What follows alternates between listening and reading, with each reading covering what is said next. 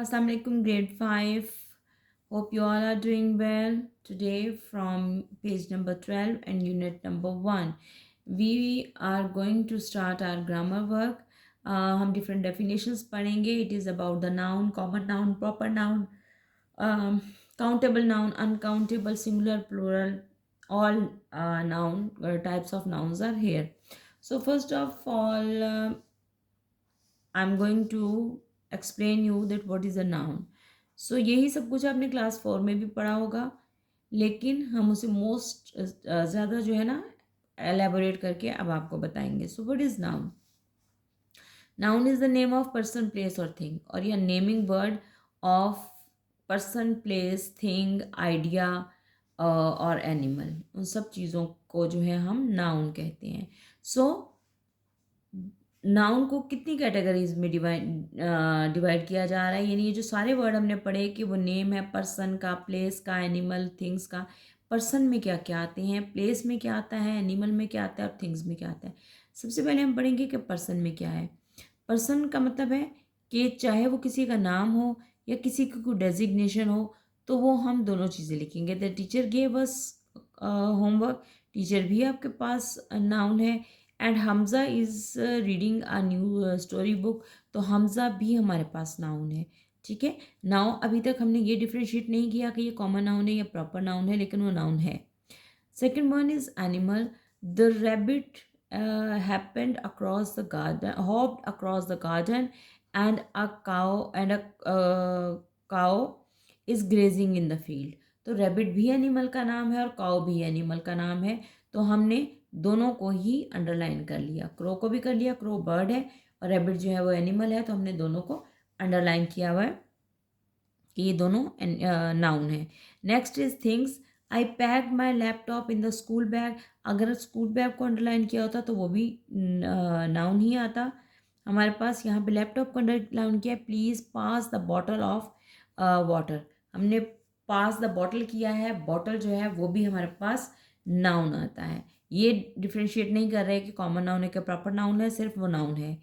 The last one is idea. We must show courage during difficult time. हमारे पास जो ideas में आते हैं वो करेज आ जाता है, वो क्रिएटिविटी है, आइडियोलॉजी है, मुख्तलिफ ऐसे वर्ड जो हम दूसरों की तारीफ़ के लिए बयान करते हैं आइडिया में, वो सब आएंगे.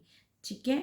सो हमने सबसे पहले पढ़ लिया कि नाउन, नाउन के अंदर क्या क्या चीज़ें आती हैं, हमने वो सारी लिख दी. और अब इसके बाद जो चीज़ हम पढ़ेंगे वो आएगा कि टाइप्स ऑफ नाउन कितनी है. ठीक है. तो we have two types of noun first of all, उसके बाद दो दो करके हम पढ़ते जाएंगे. ठीक है. सबसे पहले हम कॉमन नाउन और प्रॉपर नाउन को देखते हैं. पहला जो चीज़ हम पढ़ेंगे वो कॉमन नाउन और प्रॉपर नाउन है. What is common noun and proper noun? अब यही कॉमन नाउन और प्रॉपर नाउन आपने क्लास 4 में भी पढ़े हैं. ठीक है. सो आज हम उसे ज़रा थोड़ा ज़्यादा एलेबोरेट करके पढ़ेंगे. What is common noun? Common noun is the general name of person, place, animal और थिंग. किसी भी चीज़ का जो जनरल नाम है, फॉर एग्जांपल हमारे पास डॉग है, कैट है, या बुक है, तो ये सब कॉमन नाउन है. अगर डॉग का कोई स्पेसिफिक नाम नहीं है तो डॉग डॉग ही है. कैट भी कैट ही है अगर उसको कोई स्पेसिफिक नाम नहीं है. अगर नाम होगा तो हम उसे प्रॉपर नाउन में काउंट करेंगे. So the example is the girl sang a story, और sorry, a girl sang a song and I saw a bird in the tree. तो बर्ड भी हमारे पास कॉमन नाउन हो गया और गर्ल भी कॉमन नाउन हो गई. फिर आ गया प्रॉपर नाउन. प्रॉपर नाउन का मतलब है अगर ये जनरल नेम था तो ये स्पेसिफिक नेम हो जाएंगे. The specific name of person, place और थिंग. किसी भी चीज़ या शख्स, जगह का स्पेसिफिक नाम होना, उसे हम प्रॉपर नाउन कहते हैं. और प्रॉपर नाउन हमेशा याद रखें, it comes with the capital letter. हम उसे कैपिटल लेटर से लिखेंगे. एंड द एग्जाम्पल इज सारा सैंग अ सॉन्ग. ठीक है. ये हमारे पास प्रॉपर नाउन की वो है, एग्जाम्पल है. And second, I saw a crow in the tree. यहाँ पर क्रो लिखा हुआ है तो इट मीन्स कि अगर उसका नाम है तो वो भी हमारे पास किस में आ रहा है? प्रॉपर नाउन में. सो नेक्स्ट हमारे पास आ जाता है काउंटेबल और uncountable noun. What is countable? Countable noun means the things, some things we can count, वो चीज़ें जिनको हम काउंट कर सकते हैं उनको हम काउंटेबल नाउन कहते हैं, और जिनको काउंट नहीं कर पाएंगे वो अनकाउंटेबल कहलाएंगी। पहले तो हम ये देख लेते हैं कि काउंटेबल कौन कौन से हुए हैं। So something we can count, तो हमारे पास जो इसकी example I that is she told 5 bananas, ठीक है, she bought 5 bananas.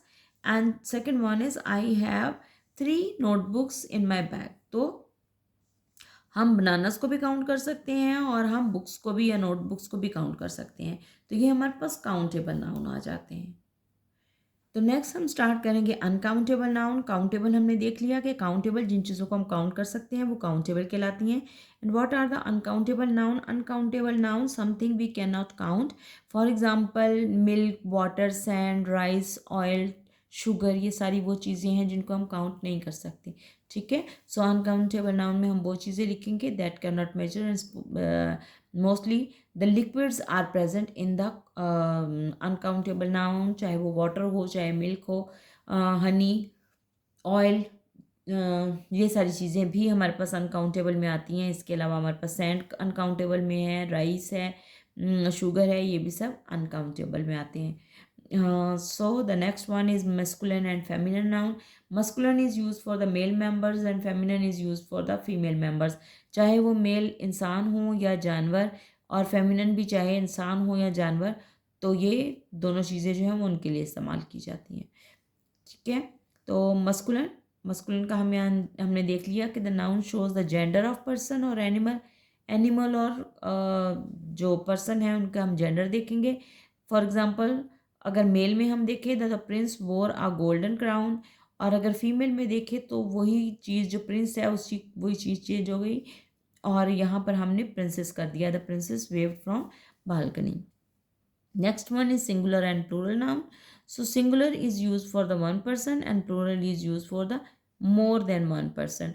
So a singular noun names one person, place, animal or thing, और plural is the name of more than one.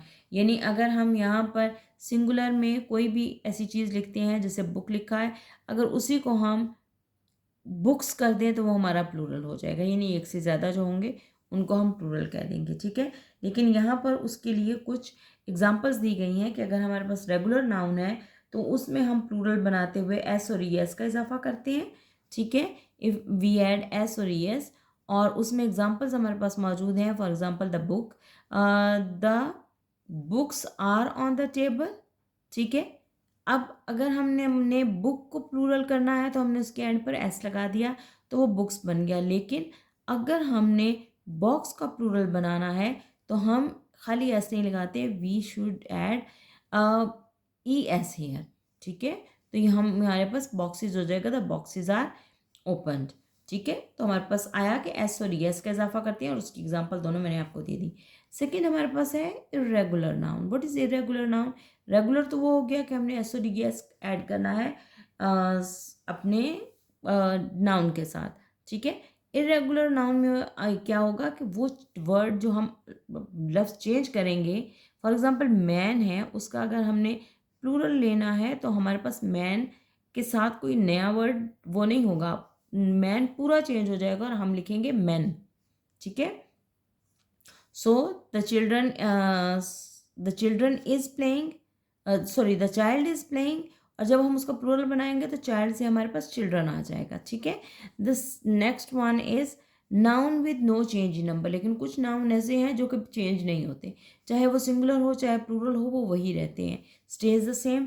For example I saw colourful fish, fish हो तब भी हम उसे मतलब one fish हो तब भी हम उसे फिश लिखेंगे, और अगर 5 कलरफुल फिश मौजूद हैं तो तब भी हम उसे फिश ही लिखेंगे।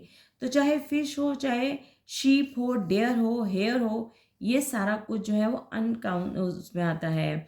हमारे पास इसमें कोई चेंज नहीं आता, ठीक है, हमारे पास वर्ड वही रहता है। तो इसको हम लिखेंगे कि noun with no change in number.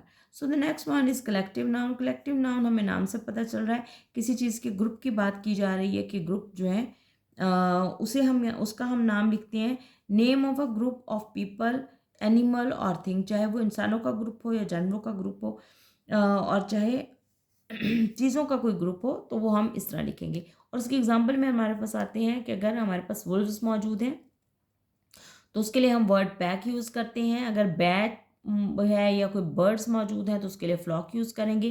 Players हैं, हॉकी टीम है या हॉकी प्लेयर्स हैं, क्रिकेट प्लेयर्स हैं, तो उसके लिए हम टीम का इस्तेमाल करेंगे कि जो टीम है वो प्लेयर्स से मिलकर बनती है। तो उसके साथ हमने जो प्लेयर्स के साथ हमने जो अपने लिए वर्ड चूज़ करेंगे that is a collective noun, वो हमारे पास होगी टीम। एंड फॉर गीज़ और काउज़ और गोट, इन सब के लिए हम हर्ड का वर्ड यूज़ करेंगे और हमारे पास ये ग्रुप आ जाएगा कि ये काओ या बुल या वट एवर बीज का जो है, और सॉरी गीज का ग्रुप है। इसके अलावा हमारे पास बीज से रिलेटेड भी हो सकता है और हमारे पास ग्रेप्स का भी हो सकता है। जैसे हम ग्रेप्स के लिए हमारे पास बंच होता है, कीज के लिए भी हमारे पास बंच होता है। ठीक है, तो इस तरह ही हमारा काम जो है वो कंप्लीट हो जाएगा। So this is all for today. और आपकी डायरी ये है कि आपने इन सारे नाउन से लेकर लास्ट हमने कलेक्टिव नाउन किया, यहाँ तक आपने सबको याद करना है, अच्छे तरीके से समझना है कि हमने क्या पढ़ा है। सो इससे रिलेटेड एक्सरसाइज जो होगी वो हम नेक्स्ट क्लास में करेंगे। ओके स्टूडेंट्स, अल्लाह हाफिज़।